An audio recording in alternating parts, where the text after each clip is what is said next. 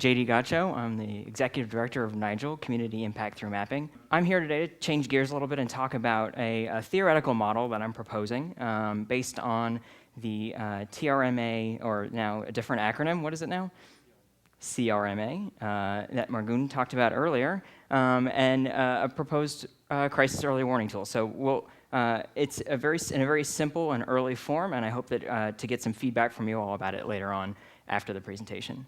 So, of course, predicting conflicts, where conflicts are going to erupt, is notoriously difficult. You need to have absolute, very good information, very good local knowledge, detailed local knowledge, and a nuanced cultural understanding of what's happening between groups, amongst different, myriads of groups. And Margun's group has done a terrific job of getting that type of data out of the field and into a GIS system that they've had to build from scratch, which is very impressive.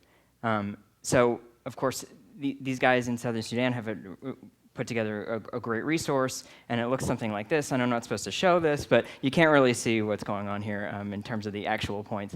The idea here is that there's a lot of data to look at and a lot of things to go over, and a trained analyst can look at this data and try to put fault lines on it. And these data are things of locations of conflict that are related to land, water, ethnic tribal tensions, friction between armed groups, and there's also other ancillary data like roads, migration routes, infrastructure, political boundaries, disputed political boundaries. And all of these data come together to try to predict if there's another conflict that might erupt, and that's the question we want to know: where is the next conflict going to erupt?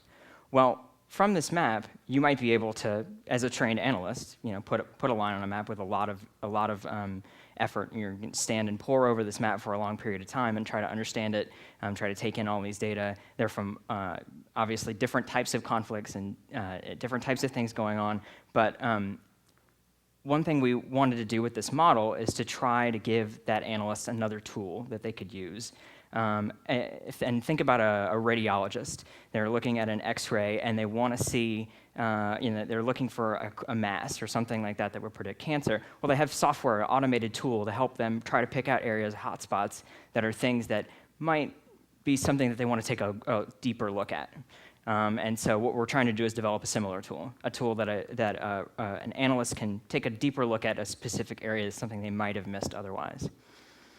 So Patrick came to us and asked us to try to develop this theoretical model that will predict conflict fault lines. And we came up with this. So it's a big, hairy equation. It's not that big, but it's a hairy equation, and so I'll try to run through it with you really quickly. This simplified gravity-based fault line model. And really, just think about it like this. Each term in the equation is a spatial data layer, a GIS layer. And we rasterize the spatial data layers so that we can see the value of that spatial data layer at each cell location, and that's the VJ term. And then this DIJ term is the distance between the cell we care about and the cell the evaluated cell, the cell we care about, and the cell that the value is in. And it's not entirely clear, but the idea here is that the further you are away from a conflict or a hotspot or even something like a migratory route that would be problematic, the less of a risk it is to you, the less danger it is to you, the less you're likely to be in a conflict zone. So this negative alpha, negative beta are distance friction coefficients, and those are empirically derived exponential decay factors. So again, the further you are away from the area, the more likely it is that you're not going to be involved in the conflict. And we have coefficients in front of each of these spatial data layers that weight them by some factor, and the factor is derived usually by the team in the field who understands the data the best. So we're going to try things like rank ordering the data. This layer is the most important layer. This is the next and most important layer, and then on down the line. And we'll calculate this overall strength of the fault line at every single cell within a grid. And when we calculate all of those, we get a violence risk surface. That's what we're calling it. And then that name is up for debate. We can call it whatever we like to because we're making these things up. When